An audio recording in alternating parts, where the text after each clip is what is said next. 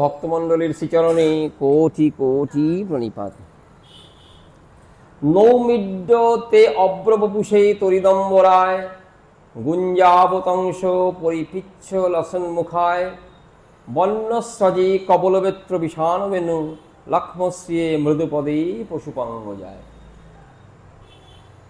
শ্রীমদ্ ভাগবতের শ্রীগোবিন্দের বাল্যলীলা আস্বাদন করছি। বাল্যলীলা মধুরাতি মধুর বাল্যলীলা। ব্যাসচন্দন সুখদেব মহারাজ পরীক্ষিতকে ভগবানের নানান লীলা কথা, নানান অবতারের কথা শুনিয়েছেন। শ্রীমদ্ ভাগবতের দশম স্কন্ধে যখন তিনি কৃষ্ণ লীলা বর্ণন করছেন, সেখানে প্রধান রূপে মুখ্য রূপে দুটি লীলা, ভগবানের এই বাল্যলীলা, মধুরাতি মধুর লীলা বিস্তৃত আকারে বর্ণনা করেছেন। উদ্দেশ্য রয়েছে, কিন্তু উদ্দেশ্য একটি রয়েছে। উদ্দেশ্যটি কি? ভয়াবহ কলিকাল আসছে। দাপরের শেষে শ্রী গোবিন্দের লীলা। মহারাজ পরীক্ষিত অভিশপ্ত হয়েছেন, তিনি চলে যাবেন। কলির সময় চলে এসেছে, তবুও মহারাজ পরীক্ষিতের ভয়ে কলি আসতে পারছেন না। কিন্তু এবার মহারাজ পরীক্ষিত নাই, কলি আসবেন। তার প্রচণ্ড প্রতাপ হবে, প্রবল প্রতাপ। সঠিক পথে জীবকে এগোতে দেবে না, সংসার চক্রে আবর্তন করে যাবে। একবার আসা একবার যাওয়া, সঠিক সিদ্ধান্ত জীব নিতে পারবে না, সঠিকভাবে চলতে পারবে না। বলছে সুমন্দ মতয়, ভাগবত বলছেন কলিকালের জীবের বুদ্ধি কিরকম হবে? অতি খারাপ। মন্দ বললেই হতো, সুমন্দ মতয়।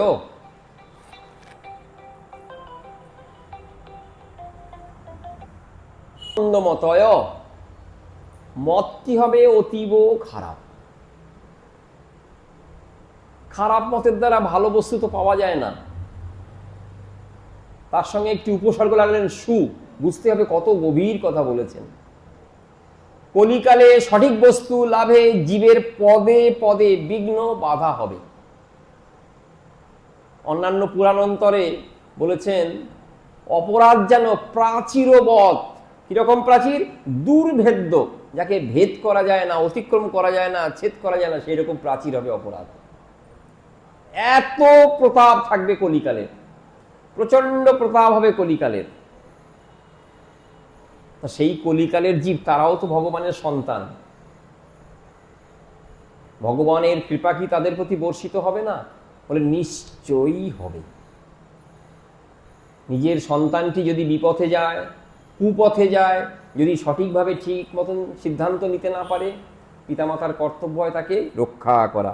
শাস্ত্র বলছেন পরিরম্ভিত। কোলে নিয়ে যেমন মা বাবা সন্তানকে রক্ষা করে, সেইভাবে ভগবান তার সন্তানকে রক্ষা করে। তাহলে সত্য ত্রেতা দাপরের জীব মানুষ, তারা কৃপা পাবে। আর এই হতভাগা কলির জীব কি হতভাগ্য হয়েই থাকবে? তা হতে পারে না।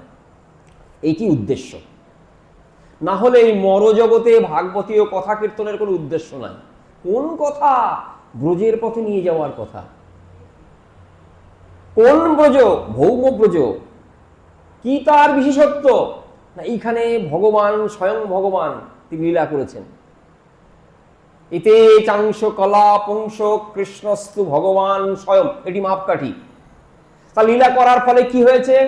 না, এই ভূমি ধন্যা হয়েছেন, পৃথিবী ধন্যা হয়েছেন।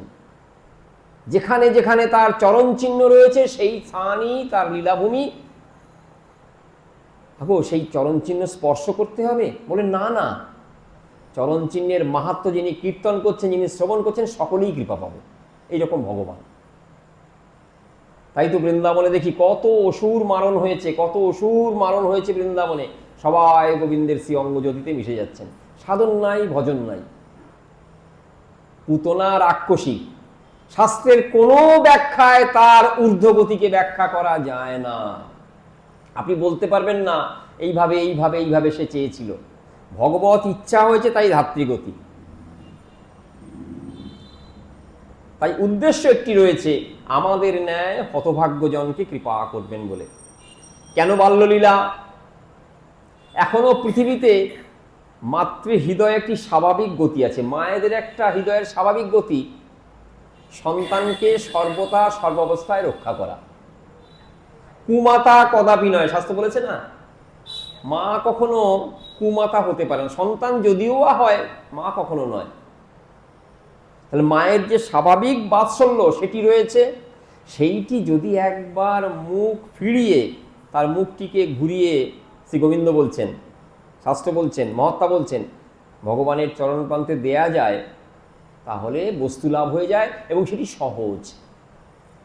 আর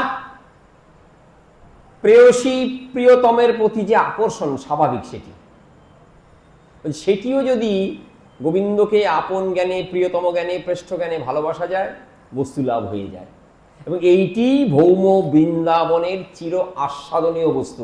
কত মহাত্মা রাস রজনীতে দেবাদিদেব মহাদেব তিনি চাইছেন অংশগ্রহণ করবেন। রাস রজনীতে ভগবানের অঙ্কশায়িনী বক্ষে থাকছেন সবসময় লক্ষ্মী দেবী, তিনি বলছেন আমি রাসে যাব।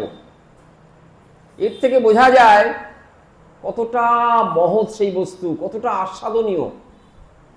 শাস্ত্র বিচার করলে বলছেন রাস সর্বলীলা মুকুটমণি, দেবতাদের লীলা হয় না। দেবতারা যদি কোনো প্রকার কর্ম করে তার ফল ভোগ তাদের করতে হয়, লীলা একমাত্র শ্রী ভগবানের। সর্বলীলা মুকুটমণি শ্রী রাস হবে এই ভৌম বৃন্দাবনে, ভূমি বৃন্দাবন, মরজগতের বৃন্দাবন। মরজগৎ কেন? এখানে কিছুই চিরকাল থাকবে না। দেহটি আমি যে বস্তু তার আকার টিপেছি দেহর দ্বারা, আমি পুরুষ, আমি নারী, আমি মনুষ্য, আমি মনুষ্যতর জীব, কিসে করা হয়েছে? এই পঞ্চভূতে কৃতি অর্থে যে মরুদ্গম। যখন চলে যাব দেহটিকে দিতে পারবো না, দেহটিকে দিয়ে যেতে হবে। এই জন্য এর নাম মরজগৎ। সবাই মরবে, মৃত্যু নিশ্চিত, মৃত্যুটি সকলের নিশ্চিত, দেহের বিনাশ সকলের নিশ্চিত, দেহের বিনাশ। যখন এই বিনাশ অবশ্যম্ভাবী, তো মরজগৎ, সেই মরজগতে অপূর্ব একটি সংবাদ, যা কখনো ক্ষয় হয় না, বিনাশ হয় না, মরে না, অচ্ছেদ্য দশা, তা গীতা বলছেন অচ্ছেদ্য দশা, সেটি হলেন ভগবানের কথা। যুগ যুগান্ত বাহী চলে আসবে। মা গঙ্গা যেমন প্রবাহিত হচ্ছেন, বয়ে চলেছেন, সেই রকম যুগ যুগান্ত বাহী।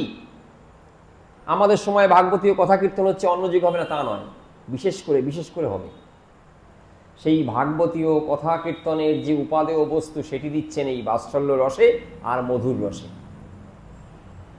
আমরা আস্বাদন করছি শ্রী ভগবানের পুলিন ভোজন লীলা, যার আরেকটি নাম সৃষ্টিকর্তা ব্রহ্মার মঞ্জু মহিমা দর্শনের ইচ্ছা এবং ব্রহ্মাকে কৃপা। ভগবান অঘাসুর বধের পরে ক্লান্ত, শ্রান্ত, ক্ষুধার্ত সখাগণকে বললেন, চলো একটি সুন্দর স্থানে বসে আমরা আমাদের ক্ষুধা নিবারণ করি। ভগবান ভুলে গেছেন খাবার আনতে। সেই দিন দাদা বলরাম আসেননি। গোবৎস পালনের জন্য নির্দিষ্ট গোপাল সখাগণ তারা সবাই এসছেন। গোবৎসগণকে প্রচুর তৃণযুক্ত ভূমি, খুব ঘাস আছে, এইরকম জমিতে ছেড়ে দিয়ে সুন্দর একটি স্থানে এসে সবাই সমবেত হয়েছেন। সেটি কে দেখছেন? সৃষ্টিকর্তা ব্রহ্মা। কখন থেকে দেখছেন? এই লীলা দর্শন করছেন যখন থেকে অঘাসুর মুখটি হা করে ফাঁদ পেতেছে। আজ ব্রজের কালো ছেলেটি এবং কালো ছেলেটির সঙ্গে যত সখা আছে সকলকে বিনাশ করে আমার প্রভু তাকে সন্তুষ্ট করব। অঘাসুরের আগমন থেকেই ইচ্ছা হয়ে গেল প্রভুর লীলা দর্শন করব। অদ্ভুত সব কিছু দর্শন করলেন। তা বলে না, দেখবেন লোভী ব্যক্তি আরো লোভ জন্মে যায়, সে আরো কিছু পেতে চায়। এই জগতে হায় সেই বেশি চায়, আছে যাহার ভুরি ভুরি, রাজার হস্ত করে সমস্ত কাঙালের ধন চুরি, কবি বলেছেন। কিন্তু লোভকে আরো বাড়িয়ে দেয়। সৃষ্টিকর্তা ব্রহ্মাও লোভযুক্ত হলেন, লোভের বশবর্তী হলেন। আমি গোবিন্দের এই লীলা দর্শন করলাম। অঘাসুর নামটি তার পাপযুক্ত, অঘ মানে পাপ। সে গোবিন্দকে চেয়েছিল বধ করবে, পেয়ে গেল অপূর্ব গতি। কি মৃত্যুর পরে অঘাসুরের প্রাণটি ঊর্ধ্বাকাশে গেল, কিছুক্ষণ বিচরণ করার পরে নন্দনন্দন শ্রী গোবিন্দের চরণে বিলীন হয়ে গেল। যাহা শাস্ত্র ব্যাখ্যায় নাই, বেদবক্তা ব্রহ্মা বিচার করে ভাবলেন শ্রী গোবিন্দেরই কৃপা। এই তার লোভের সূচনা, এই তার লোভ বেড়ে গেল। গোবিন্দ যখন অঘাসুরকে কৃপা করেছেন, আমাকেও কৃপা করবেন। কি কৃপা? আমি গোবিন্দের লীলা, মুহুর্মুহু লীলা দর্শন করব, তার লীলা বিস্তৃত আকারে দর্শন করব। গোবিন্দের লীলা বিস্তৃতভাবে দর্শন করার ইচ্ছা জেগে গেল।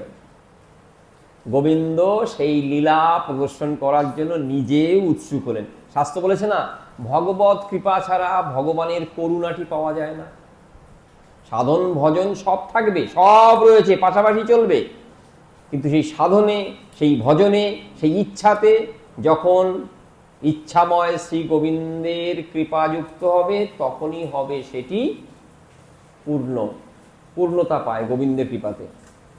সৃষ্টিকর্তা ব্রহ্মা মনে মনে বিচার করলেন, আমি কি কৃপা পাবো না? কি কৃপা? প্রভু, তোমার আরো চমৎকারী লীলা দেখতে চাই। চমৎকার শব্দের অর্থ চিত্তকে বিস্ফারিত করে। বাবা, এ কি হলো? এইরকম ভাব।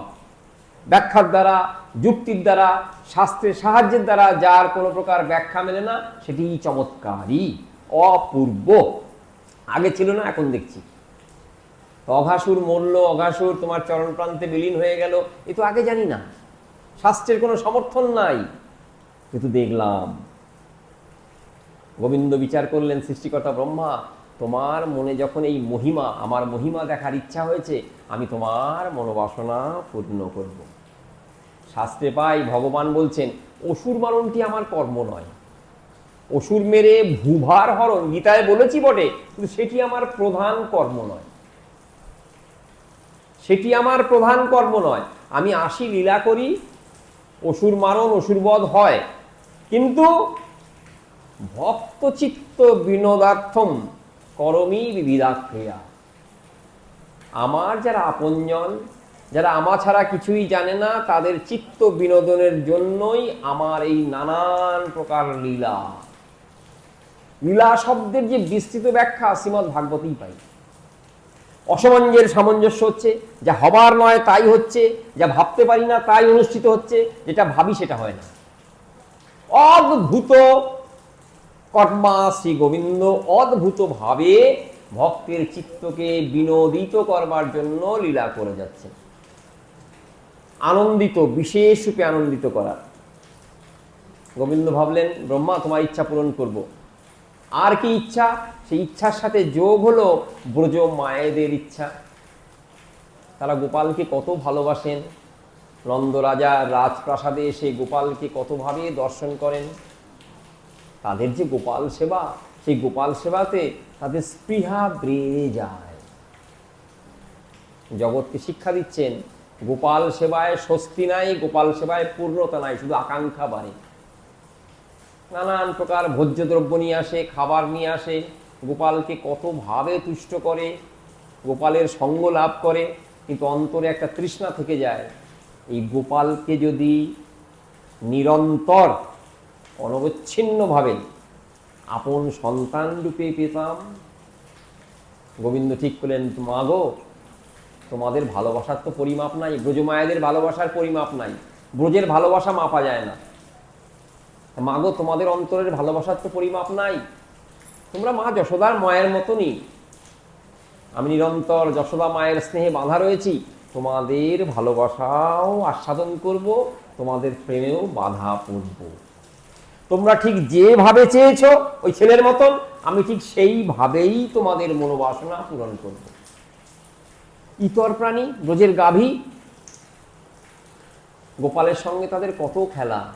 তারা জানেন গোপাল সেবার জন্যই দধি দুগ্ধ সব তাদের ওই স্তনসুধা থেকেই তৈরি হয়, দুধ থেকেই তৈরি হয়।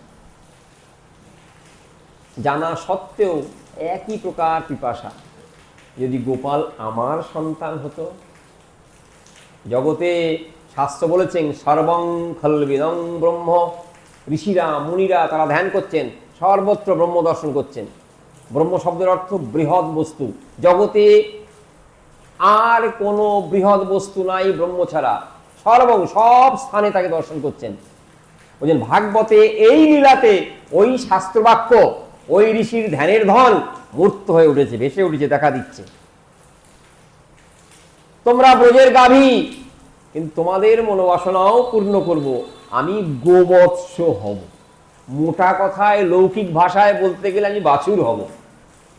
তোমরা আমায় ওইভাবে চেয়েছো, চতুষ্পদ প্রাণী, আমি চতুষ্পদ প্রাণী হব। এই সেই মহেন্দ্রক্ষণ, এই সেই শুভক্ষণ গোবিন্দ 3 জনার বাসনাই পূর্ণ করবেন। গাভী মাতা, ব্রজমায়েরা, ব্রজের সৃষ্টিকর্তা ব্রহ্মার অন্যত্র 3 জনের বাসনা পূরণ করার জন্য তিনি উপস্থিত হলেন।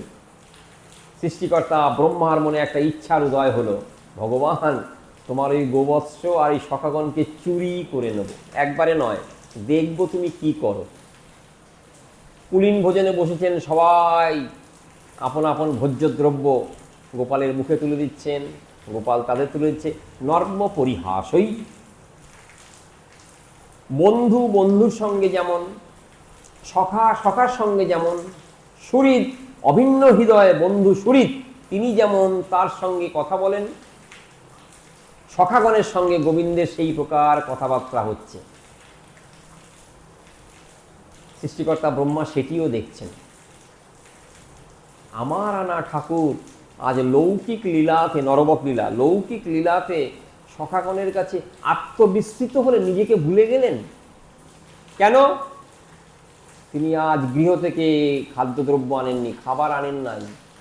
সখাগণ তার মুখে ভোজ্যদ্রব্য তুলে দিচ্ছে। কিভাবে? আগে নিজেরা স্বাদ গ্রহণ করছে, তারপরে গোবিন্দের মুখে। গোবিন্দ হাতেই নিজেই দধি অন্ন মাখিয়েছেন, আঙুলের মধ্যে গুজে রেখেছেন আচার, ডান হাতে গ্রাস। ইত্যবসরে দেখলেন গাভীগণ, গাভীবৎসগণ, গোবৎসগণ নাই, বাছুরগুলি নাই। তিনিও দেখলেন, সখাগণও দেখলেন, সবাই উদাসীন হলেন। গোবিন্দ বললেন, দেখো তোমরা খেতে বসেছ, আমি যাই দেখে আসি। তোমরা জানো তো আমার ক্ষমতার কথা, তোমরা জানো তো আমি বাসিস্বরে তাদের ডেকে আনতে পারি। তোমরা যে অবস্থায় হয়েছে সেই অবস্থায় থাকো। উদাসীনের ন্যায় চলে গেলেন। শাস্ত্রকর্তা ব্যাখ্যা করছেন, যে অবস্থায় শ্রীগোবিন্দ সেই স্থান থেকে উথিত হলেন, উঠে এলেন যেন সাধারণ একটি গোপবালক, যার মুখে কিঞ্চিত ভয়ের উদয় হয়েছে। হায় হায়, কোথায় গেল গোবৎসগণ? তারা তো এখানে ছিল। সৃষ্টিকর্তা ব্রহ্মা দেখছেন, মধুময়ত্ব শ্রী ভগবান। শাস্ত্রে পাই, পুত্র কখনো পিতাকে পরীক্ষা করার অভিলাষ বা প্রয়াস করবে না। বাবা মা তোমাদের পরীক্ষা করে দেখি, না করবে না, অপরাধ। হাগো, এখানে সৃষ্টিকর্তা ব্রহ্মা, পদ্মনাভ ব্রহ্মা, তিনি তো পিতাকেই পরীক্ষা করছেন। বলছেন হ্যাঁ করছেন, সেটি পরীক্ষার উত্তরোত্তর ভাব হলো প্রভুর মাধুর্য আস্বাদন। ভগবান যখন যে স্থানে যেভাবে আবির্ভূত হন, এই মাধুর্য ঐশ্বর্যতা থাকে। কখনো মাধুর্যের ভাগ বেশি, কখনো ঐশ্বর্যের ভাগ বেশি। কিন্তু বৃন্দাবনে একটি অদ্ভুত কথা বললাম, সব অসামঞ্জস্য, সব সেখানে সামঞ্জস্য রূপ পায়। সব অদ্ভুত বস্তু এক জায়গায় চলে আসে। বৃন্দাবনে ঐশ্বর্য দৃষ্টিগোচর হয় না, দেখা যায় না। একবারই দেখা যায় না, দেখা যায়। বড় একটি ভাণ্ডে দুধ জাল দিচ্ছেন, দুগ্ধ জাল করছেন, তলায় ইন্ধন, তলায় জাল রয়েছে। জাল দিতে দিতে দেখলেন এক টুকরো খড় তার মধ্যে পড়ে গেছে। তা খড় তো আর দুধের সাথে খাওয়া যায় না, ইচ্ছুক হলেন ওটিকে ফেলে দেব। যেই তুলতে যাচ্ছেন দেখছেন কোথায় যেন খড়টা লুকিয়ে পড়ছে। বলছেন বৃন্দাবনে এই রকম, ওই পুরো দুধের ভাণ্ড হলো মাধুর্য, তার মধ্যে খড়ের টুকরোটি হলো ঐশ্বর্য।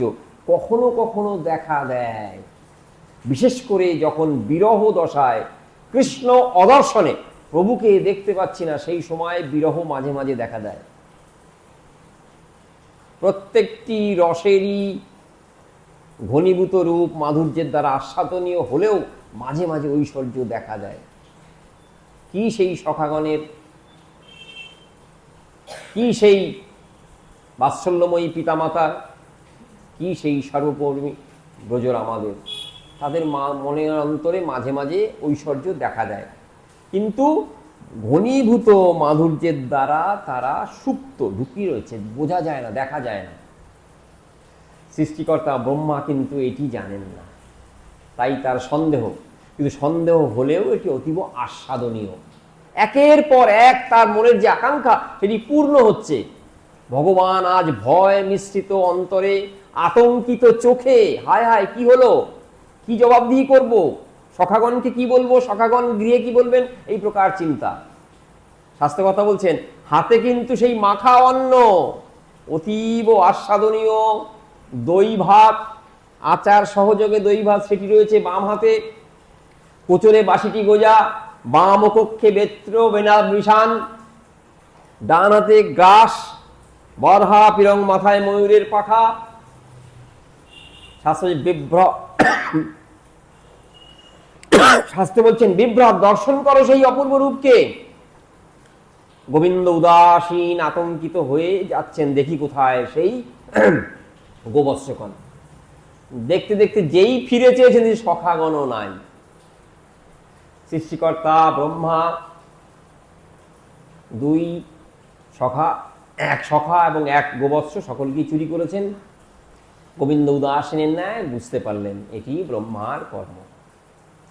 তারপরে সিদ্ধান্ত নিলেন, আজ সেই দিন, সকলের মনোবাসনা পূরণ করার দিন, আমি সকলের মনোবাসনা পূরণ করব। যে যেভাবে সখাবৃন্দ ছিল, যে যে বয়সের, যে যে রূপের, যে যে গুণের, যে যে ভাবের, যে যে আভরণ, পোশাক পরিচ্ছদ, অলঙ্কার, যে যে নাম, সেই সেই হলেন। গাভী মাতাদের সন্তান রূপেও গোবৎস হলেন। যে গোবৎসটি যে রঙের, যে ঢঙের, যে ভাবের, সেইভাবে হলেন। সৃষ্টিকর্তা ব্রহ্মা দেখলেন, একটি নয়, দুটি নয়, সহস্র নয়, শত নয়, কোটি কোটি নারায়ণ শ্রী গোবিন্দের অঙ্গ থেকে বহির্গত হল। বিমোহিত হয়ে গেলেন, দর্শন করলেন, নিজে আনন্দিত হলেন, কিন্তু কিঞ্চিত ভয়ের উদয় হলো। কি ভয়? বলছেন, প্রাপ্তির যে বর, নিজের ইচ্ছা পূরণের যে ভাব, সে সঙ্গে কিঞ্চিত ভয়ের উদয় হলো। মনে মনে ভাবছেন, পিতাকে পরীক্ষা করতে গেছি, কিন্তু আমি আজ পরম বস্তু লাভ করে গেছি। ইনি আমার আনা ঠাকুর। ভূভার হরণের জন্য শুধু তার লীলা নয়, ব্রজবাসীগণ তার নিকটজন, এই যে আমার সন্দেহ, সেটি আজ দূরে গেছে। আমি বুঝলাম শ্রী গোবিন্দ ব্রজের কত প্রিয়। বলছেন, কনকদণ্ড বিভাবপ্য, একটি সোনার লাঠি যদি পড়ে থাকে, তদ্রূপ সৃষ্টিকর্তা ব্রহ্মা পড়ে রইলেন। চতুর্মুখ ব্রহ্মা, হংসবাহন ব্রহ্মা, চতুর্মুখ ব্রহ্মা, তিনি গোবিন্দ চরণপ্রান্তে সেইভাবেই প্রণত হলেন। চোখে জল। আগের দিন বলেছি, ভগবান তাকে ভালোবাসার বস্তু আমাদের দিয়ে দিয়েছেন। শাস্ত্র বলছেন, তোমার যে চোখের জল, তাকে বিপথগামী করো না, অন্যদিকে ফেলো না। এই চোখের জল গোবিন্দের বড় প্রিয়। সেই চোখের জল প্রেমিক হিসেবে গোবিন্দের চরণপ্রান্তেই দিও, সেটি উৎকৃষ্ট বস্তু। প্রভুর অভিষেক একটি অর্চনাঙ্গের একটি উৎকৃষ্ট কর্ম, প্রভুর অভিষেক করা। জন্মাষ্টমীতে অভিষেক হয়, বিশেষ বিশেষ দিনে শ্রী গোবিন্দের অভিষেক হয়। বৈদিক মন্ত্র, নানান প্রকার শুদ্ধ উপচারে সেবক গোবিন্দের অভিষেক করেন।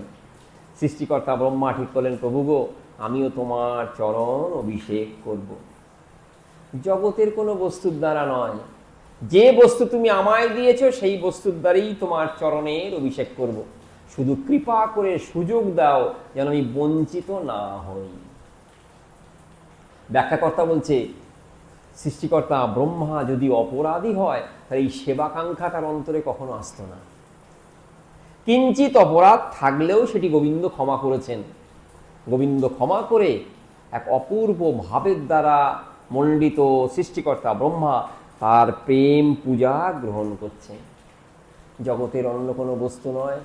যে চোখের জল তুমি আমায় দিয়েছ, সেই চোখের জলের দ্বারেই তোমার চরণ ধুইয়ে দেব।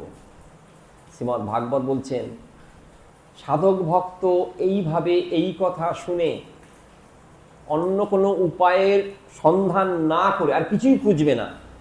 সাধক ভক্ত শ্রীমদ্ ভাগবতের এই লীলা কথা, লীলা কাহিনী শুনে উপায়ান্তর না অন্বেষণ করে, অন্য কোনো উপায় না খুঁজে সর্বান্তকরণে সৃষ্টিকর্তা ব্রহ্মার ন্যায় নিজেকে সমর্পণ করতে চাইবেন। কিসের দ্বারা? শুনে শুনে। যদি না বুঝে কেহ শুনিতে শুনিতে সেও, কি অদ্ভুত চৈতন্য চরিত। কবিরাজ গোস্বামী বলছেন কি অদ্ভুত, ব্যাখ্যা নেই। কৃষ্ণে উপে জীবে প্রীতি, বুঝিবে রসের রীতি। দুটি কর্ম একসাথে হবে। ভালোবাসা, যে ভালোবাসা গোপনে রয়েছে মনে, সেই ভালোবাসা উৎসারিত হবে। উৎসারিত অর্থাৎ বেরিয়ে আসবে। কিসের দ্বারা? একমাত্র তার কথা শোনাতে। হাগো যদি বুঝতে না পারি, যে গোবিন্দের লীলা বোঝার দরকার নাই। হেৎকর্ণ রসায়নম, কান দিয়ে শুনলেই সে অন্তরে আঘাত করে, অন্তরের গোপন ভালোবাসাকে বার করে নিয়ে এসে আকর্ষণ করে বলছেন। এই জন্যই তো তার নাম কৃষ্ণ, এই জন্যই তার নাম শ্যামসুন্দর। জগৎকে আকর্ষণ করার ক্ষমতা তার। অন্তরের সব ভালোবাসাকে আকর্ষণ করে নিজভূত করে নেন, নিজের দিকে নিয়ে আসেন। বুঝিবে রসের রীতি, শুনিলেই হয় বড় হিত। পরম মঙ্গল সাধিত হয় জীবের যদি কৃষ্ণ কথা শোনে। শ্রীমদ্ ভাগবতের বিচার, সৃষ্টিকর্তা ব্রহ্মার অনুধাবন, এই কথা স্মরণ রেখে তিনি শ্লোকের মাধ্যমে শ্রী গোবিন্দ চরণে বন্দনা করছেন। নৌমিড্যতে অব্রবপুষে তরিদম্বরায়, গুঞ্জাবতংশ পরিপিচ্ছল সন্মুখায়, বন্যসজে কবলবেত্র বিষাণ বেণু লক্ষ্মশ্রিয়ে, মৃদুপদে পশুপাঙ্গ যায়। পশু পালন করেন মহারাজ নন্দ, তার অঙ্গজাত সন্তান। স্তুতির দ্বারা, স্তবের দ্বারা স্তবকারী দুটি বিশেষ তত্ত্ব জ্ঞাপন করেন, জানিয়ে দেন। কি? যাকে স্তব নিবেদন করছি তিনি কে, আমি যে তাকে স্তব নিবেদন করছি আমি কে। কি আমি, কেন মোরে যারে তাপত্রয়, যেখানে আমার তাপ মোচন করার জন্য তুমি, তদ্রূপ প্রত্যেকটি স্তব এবং স্তুতিতে কাকে স্তব করছি তিনি কে, আর আমি যে স্তবকর্তা আমি কে। পশুপাঙ্গ যায়, তুমি নন্দ রাজার অঙ্গজাত সন্তান। বলছেন শ্রীমদ্ ভাগবতের প্রত্যেকটি কথাতে গূঢ় তত্ত্ব লুকিয়ে রয়েছে, সঙ্গে সঙ্গে লীলার আভাস। অঙ্গজাত সন্তান কেন বললেন?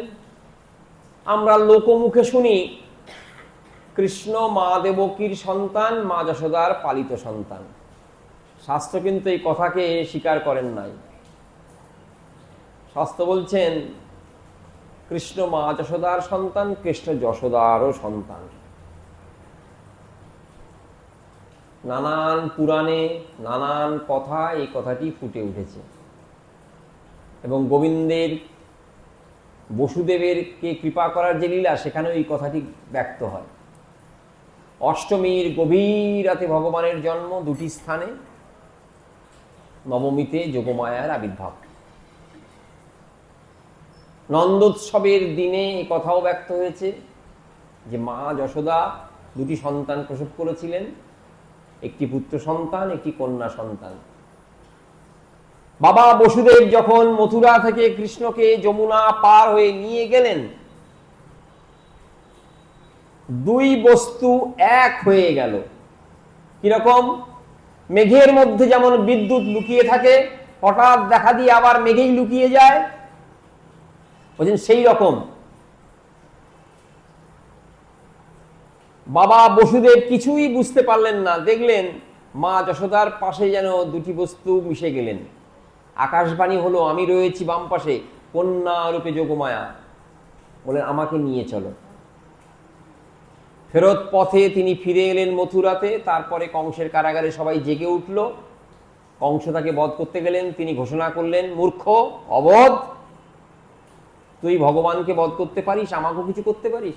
তোকে যে বধ করবে সে গোকুলের নিরন্তর বাড়ছে। সৃষ্টিকর্তা ব্রহ্মা, বেদবক্তা ব্রহ্মা, তিনি জানাচ্ছেন, হে জগৎবাসী, গোবিন্দ যেমন মা দেবকীর সন্তান, ততোধিক মা যশোদার সন্তান। মা যশোদা যেভাবে গোবিন্দ মাধুর্য আস্বাদন করেছিলেন, মা দেবকী সেটি পারেন নাই। দেবকীর সঙ্গে গোপালের যে সম্পর্ক, সেখানে বহুত ঐশ্বর্যের প্রকাশ রয়েছে। সবচেয়ে ঐশ্বর্যের প্রকাশ দেখি কংসবধের পরের দিন। কৃষ্ণ বলরাম কংসকে বধ করার পরে মনে পড়ে স্থির করলেন, স্নান নয়, দেহের শুশ্রূষা নয়, ওই কংসবধের স্থান থেকেই সাক্ষাৎ চলে যাবেন মায়ের কাছে। কতদিন পরে দেখা হচ্ছে, মায়ের কোলে বসে মায়ের স্নেহসুধা পান করব। কৃষ্ণ বলরাম দুইজনই ভাবছেন, মা দেবকী তুমি আমাদের কৃপা করবে, দীর্ঘদিন পরে দেখা হয়েছে, মাকে প্রণাম করব, মায়ের স্নেহাশিস নেব, মায়ের কোলে বসে তার ভালোবাসাতে আপ্লুত হব। এই ভগবানের অন্তরে ইচ্ছা, দাদা বলরামের অন্তরে ইচ্ছা। ছুটে আসছেন, দেখছেন মা দেবকী দণ্ডায়মান। তিনি উঠে দাঁড়িয়ে করজোরে বলছেন, না না না, এ কি করো, তোমরা প্রণাম করো না। যেন মাথায় বাজ পড়ল ভগবানের, কর্কশ বাজ। তারপরে বলছেন, তোমরা ভগবান। মায়ের বাৎসল্য রস একেবারে সংকুচিত, শুকিয়ে গেল। ছেলে যত বড়ই হোক না কেন, জগৎ প্রসিদ্ধ হোক না কেন, তার সুনাম, তার খ্যাতি, তার যশ গৌরব জগতের সর্বত্র যদি ছড়িয়েও পড়ে, তবু মায়ের কাছে সে সন্তান। জগতের সব জায়গায় তার খ্যাতি ছড়িয়ে পড়েছে, কিন্তু মায়ের স্নেহকে সে অতিক্রম করতে পারে না। এই জগতেই সেটি দেখা যায়। ভগবত রাজ্যে মা যশোদা যে ভালোবাসা মা দেবকী দেখাতে পারলেন না কেন? এটাও একটি নিদর্শন, এটি একটি সাক্ষী যে মা যশোদার অন্তরে ভালোবাসা সংকুচিত হয়ে গেল। কোনো মা কি তার ছেলেকে বলতে পারেন যে তুমি ভগবান, এ কি করছো, প্রণাম করো না? আবার একটি কথা স্মরণ করলেন, তোমরা প্রণাম করো না, তোমাদের প্রণাম নিতে পারি না। বজ্রাহতের ন্যায়, বাজ পড়লে যে দশা হয়, বজ্রাহতের ন্যায় হতবাক হয়ে কৃষ্ণ বলরাম দাঁড়িয়ে রইলেন। বুঝলেন, ব্রজের মা যেভাবে স্নেহের দ্বারা, যখন যে স্নেহ যেভাবে কামনা করি সেইভাবেই তো পরিতুষ্ট করে, বিশেষ রূপে সমাধান করে। এ মা তো পারলেন না, আমাদের ভগবান বলে যেন তাড়িয়ে দিলেন, দূরে রাখলেন। আমরা যে সেবাকাঙ্ক্ষা করেছিলাম সেই আকাঙ্ক্ষা পূর্ণ হলো না। সৃষ্টিকর্তা ব্রহ্মা অঙ্গুলি নির্দেশ করছেন, হে জগৎবাসী, ভুলো না ভগবান নন্দনন্দন, ভগবান যশোদানন্দন। নৌমিড্য, নৌমি শব্দের দ্বারা জগৎবাসীকে জানাচ্ছেন সকলের কর্তব্য ভগবানকে প্রণাম করা। ইড্য অর্থাৎ কর্তব্য অর্থে, যাকে প্রণাম করা কর্তব্য সেই পুরুষ তুমি। নৌমিড্য, হে আদি পুরুষ, আদিতে অন্তে মধ্যে তুমি জগতে অবস্থান করো, তাই জগতের সকলের কর্তব্য তোমাকে প্রণাম করা। আমি তাকে মানি বা না মানি, নিজের হিতের জন্য, নিজের মঙ্গলের জন্য গোবিন্দ চরণ প্রান্তে সকলের প্রণাম করা কর্তব্য। এটি সৃষ্টিকর্তা ব্রহ্মার মন্তব্য। নৌমিড্য, ইড্য প্রত্যয়ের দ্বারা জগৎবাসীকে সতর্ক করছেন যে ভুলো না, ভুলো না। যেখানেই গোবিন্দের প্রকাশ দেখবে সেখানেই মাথাটি নত করবে, ইচ্ছায় হোক অনিচ্ছায় হোক। জন্মাষ্টমী মাহাত্ম্যে দেখবেন সনাতন গোস্বামী বলছেন, তুমি যে ভাবেরই পথিক হও না কেন, জন্মাষ্টমীর দিন কিছু কিছু বিধি সকলের পালন করা অবশ্য কর্তব্য। তদ্রূপ যে বর্ণেরই হও, যে আশ্রমেই থাকুক না কেন, হে জীব, তোমাদের সকলের কর্তব্য শ্রী গোবিন্দ চরণে প্রণাম করা। গৌরলীলায় এই প্রণাম নিয়ে জানেন তো একটি বড় ঘটনা ঘটে গেছে। গৌরহরির ভাবান্তর হচ্ছে, 24 বৎসর তখনও আসে নাই। পুঁথিতে ডোর দিয়েছেন, ছাত্রগণকে বলেছেন আমার দ্বারা আর হবে না বাবা, তোমরা অন্য কোথাও যাও, আমি আর পড়াতে পারবো না। ছাত্ররা বারবার আসছেন, কিন্তু তাদের বারবার ফিরিয়ে দিচ্ছেন। শেষে বলেন, দেখো সর্বত্র কৃষ্ণের প্রকাশ, কৃষ্ণ ছাড়া কিছু নেই জগতে, এটি অন্তরে ধারণ করো, আমি আশীর্বাদ করি তোমরা সকলেই আপন আপন স্থানে বিখ্যাত হও। ভাবান্তর হচ্ছে সব সময় বৃন্দাবনীয় ভাব। কখনো গোপী ভাব, কখনো রাধারানীর ভাব, কখনো ভক্ত ভাব।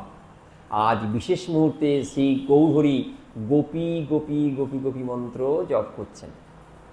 কয়েকজন পড়ুয়া অর্থাৎ ছাত্র, কিন্তু তারা গৌরহরির সহপাঠী, একসাথে পড়াশোনা করতেন।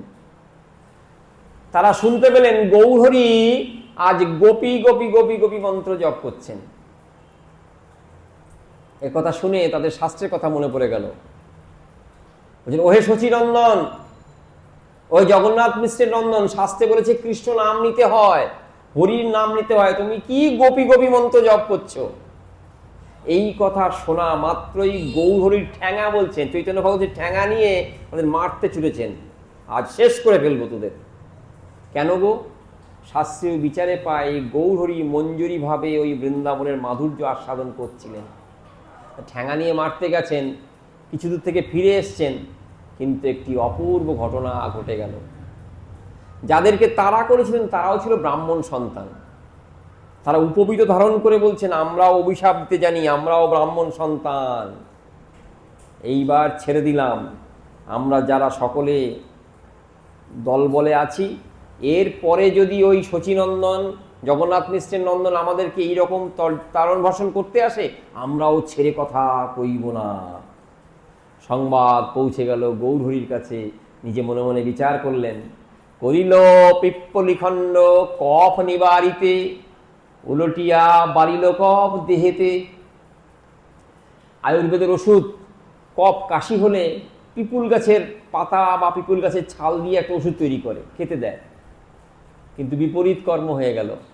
পিপুল গাছের পাতা খেলে কোথায় কফ নিবারিত হবে, গলা ফুসফুস বন্ধ হবে, হলো না তো বেড়ে গেল। ঈশ্বর তত্ত্ব স্বয়ং ঈশ্বর নিজেই বলছেন।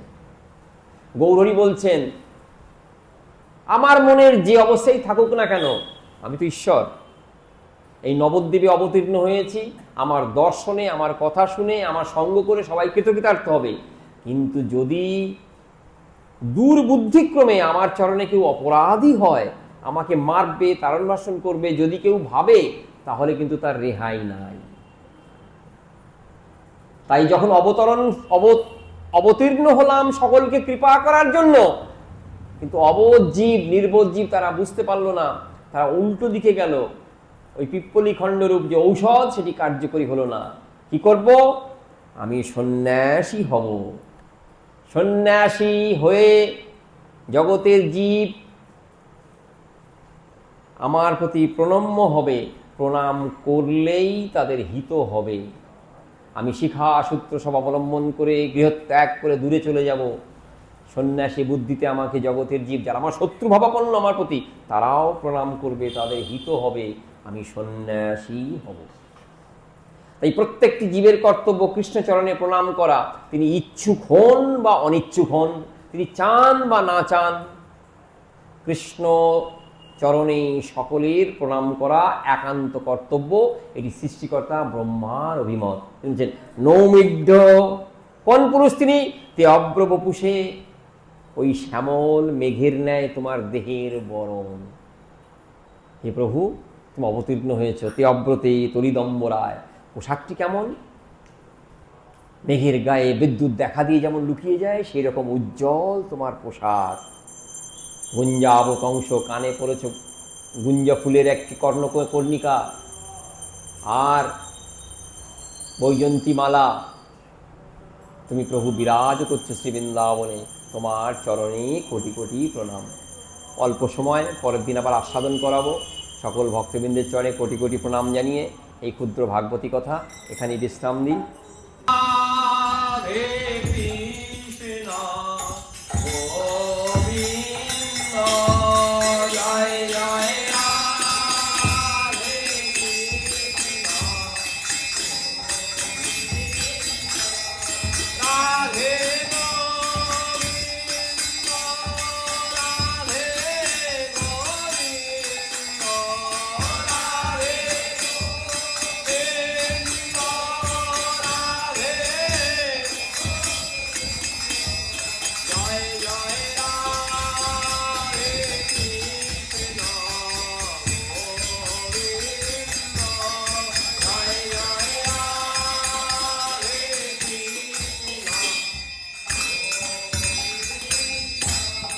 জয় জয়